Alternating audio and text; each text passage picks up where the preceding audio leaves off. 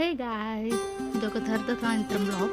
Weather బాగుందని చెప్పేసి బయటికి ఇప్పుడు గణేష్ నవరాత్రులు కాబట్టి గణేష్ అందరూ ఉంటారు కాబట్టి మళ్ళీ కొన్ని గణేష్లను చూసేయడానికి అయితే స్టార్ట్ అయ్యాం.